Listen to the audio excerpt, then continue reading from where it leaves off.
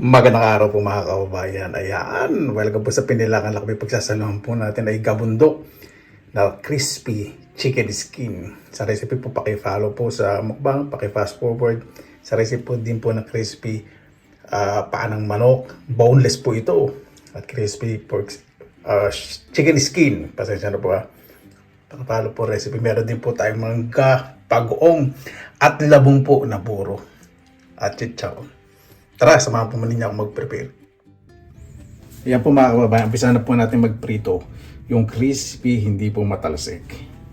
Unahin po muna natin itong paa ng manok. Huwag niyo pong pagsasabay-sabayin na pagulungin sa harina. Kasi pag nagdikit-dikit po yan at dumami yung harina sa yung pinagugulong, matigas po yun. Kailangan ganyan lang po, tapos tatak niyo. Dapat walang excess na harina. Dapat mainit po yung kaldero bago po kayo paglagay ng mantika at painitin nyo po yung mantika medium high heat, saka po kayo magprito. Unahin po natin yung paa ng manok kasi yan, wala pong masyadong fats, collagen po yan.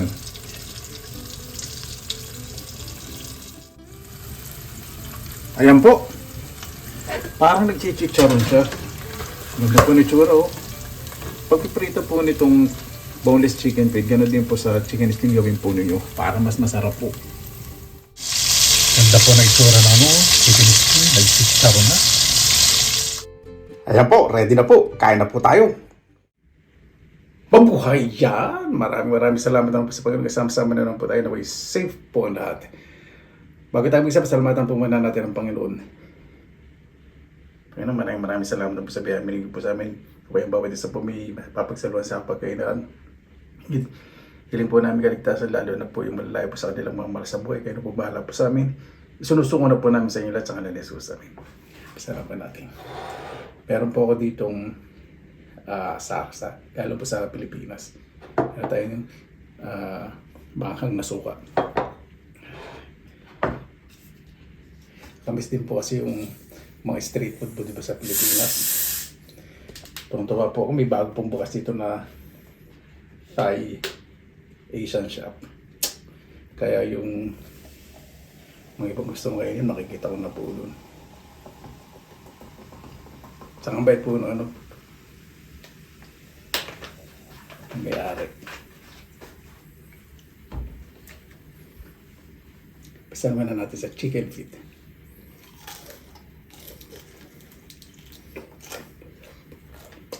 Ito po yung gusto ko. May konting kunat. Lutong to.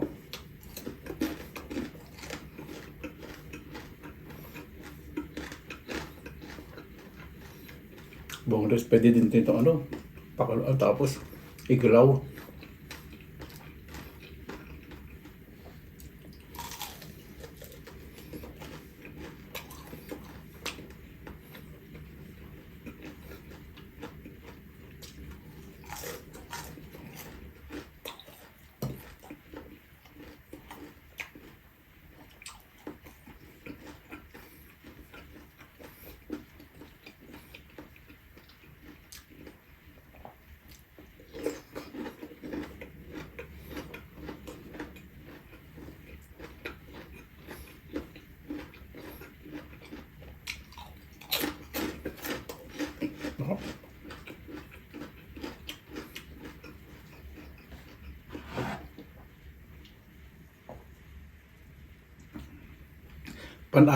Pineapple soda.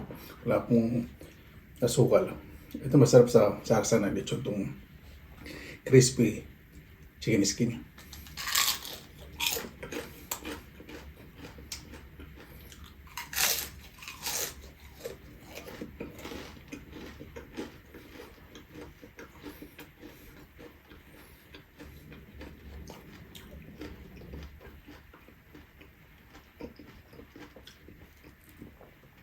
Ito po bagong sa ginayat na sili. Konting asukal, patis.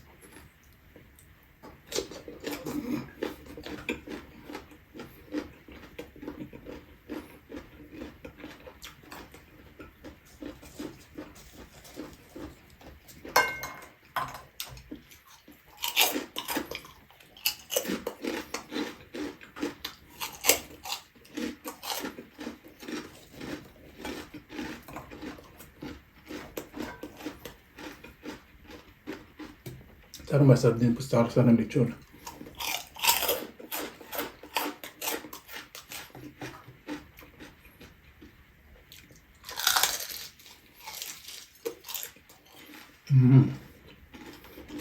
Ito yung masarap. Hindi siya masyadong maraming harina. Sa harina hindi siya matigas. May konting kunat sa loob. Konting kunat lang.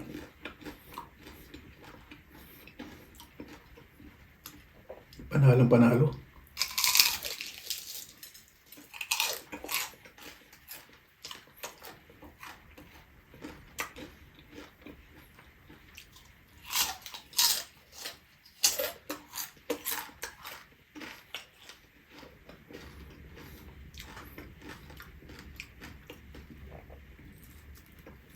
Itong sausawan, masyado maanghang. Pinino ko kasi yung sili. Bagong isda po.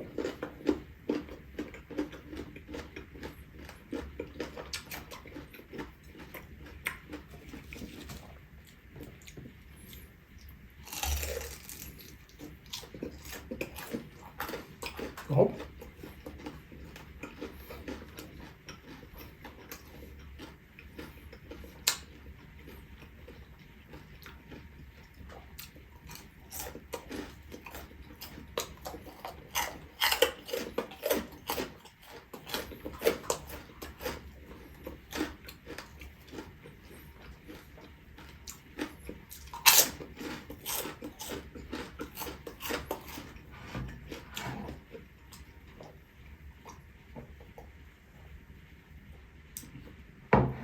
Ang chicken feet po, rich in collagen.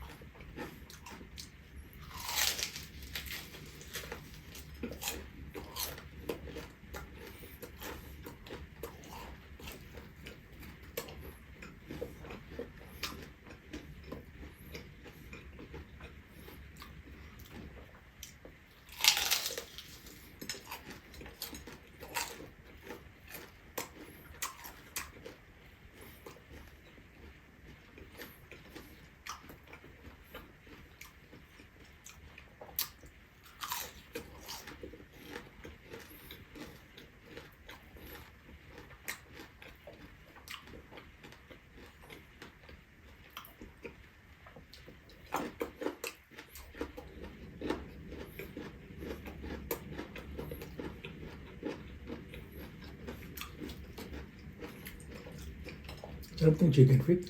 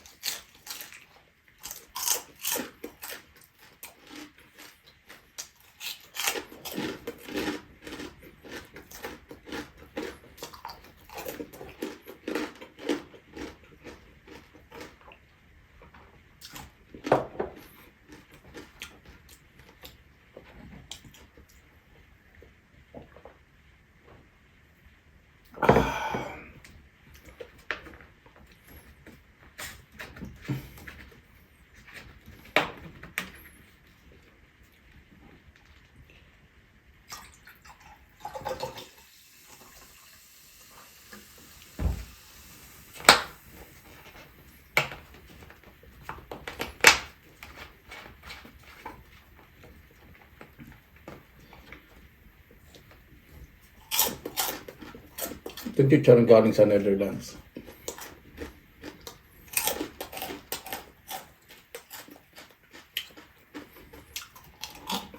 Ang sarap. Hindi siya oily, saka hindi siya maalat. Sarap yung sa munggo.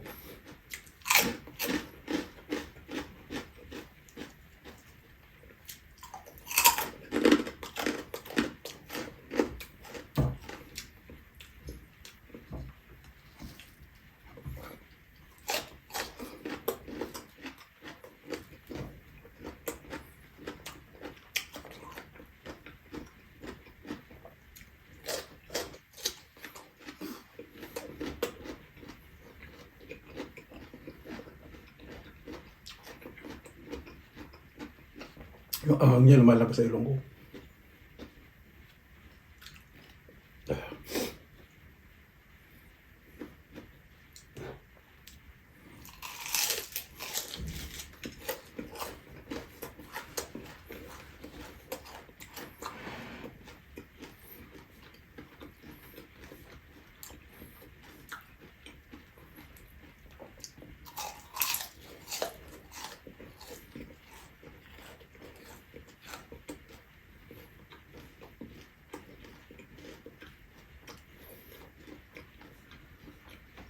Alam mo ba ito?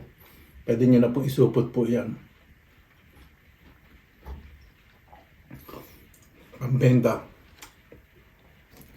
Ngayon kung nasa bansa kayo na malamig, katulad dito sa Finland, pwede nyo supot po yan. Lagay nyo sa freezer. O kung ayaw nyo na, bukas kakainin nyo ulit, lagay nyo sa oven, init nyo sa 70 degrees Celsius. Mga 10 to 15 minutes lang. Painitin nyo man yung oven bago nyo lagay. Super crispy po yan, parang chips.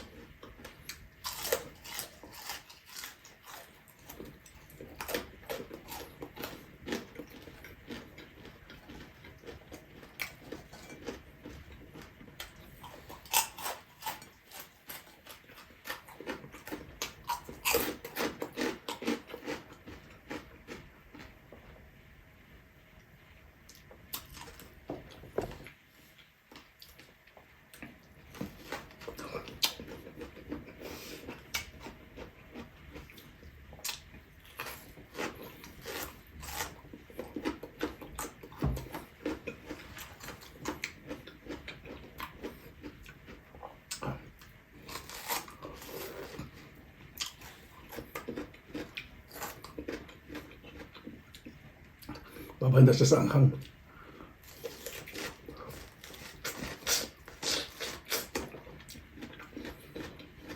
Pag na mangga.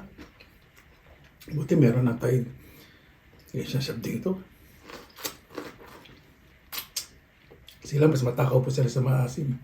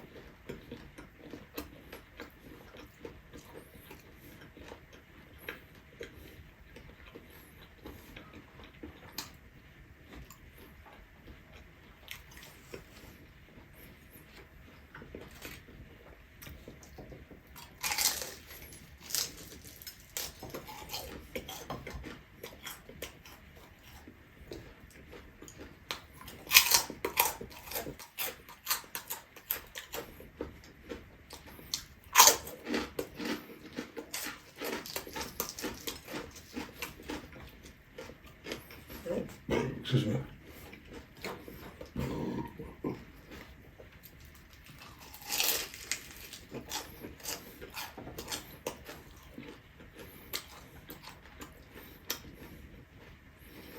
Nagitsaro na siya.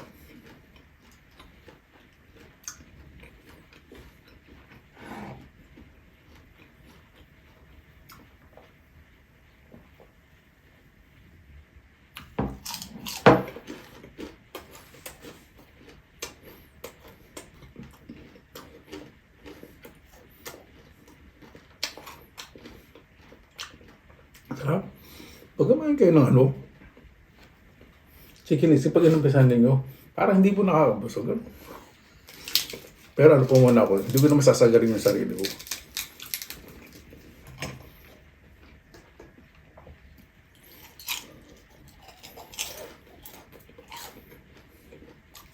Ayoko naman mag-silent mode yung kaluluwa ko.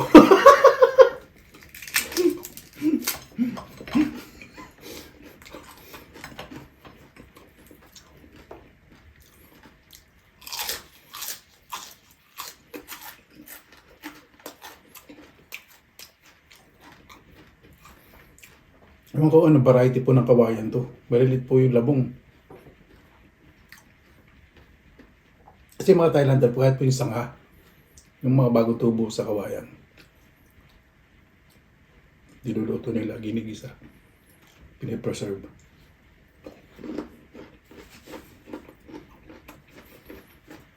Sa mga Chinese din po.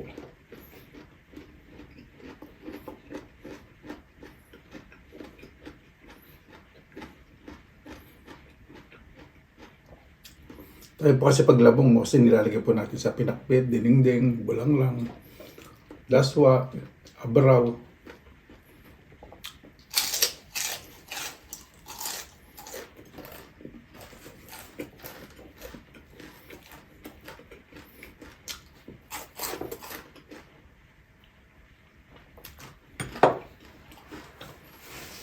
Yan.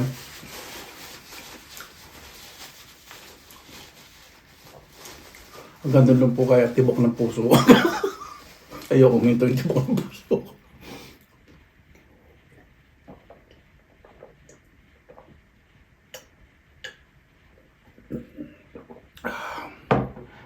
Mamaya mag-hot water po ako. Tapos po nito, para ma-cleanse yung saturated at sa aking inner body. Bago tayo magtapos, pasalamatan po muna natin ng Panginoon. Panginoon, maraming salamat na po sa biyayang binigyan po sa amin sa araw na ito. Maraming salamat po. Nakaraasa naman po kami, naway ang bawat isa po, mas hindi po pumamahal sa puso't isipan ng bawat isa at mas mahalin po ang pamilya. Kaya na po bahala po sa amin, isinusuko na po namin sa inyo lahat sa kanila ni Jesus. Amen.